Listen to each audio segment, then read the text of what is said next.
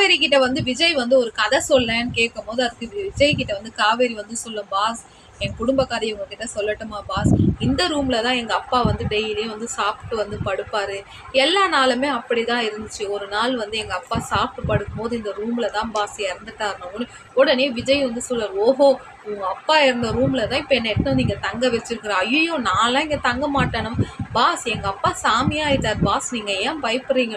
இல்ல இல்ல இப்ப நானே ரொம்ப டயர்ட்ல படுக்கிறேன், நாளைக்கு ஏதாவது செத்துருமான்னு எனக்கு ரொம்ப பயமா பாஸ், அந்த மாதிரிலாம் நினைக்காதீங்க பாஸ்.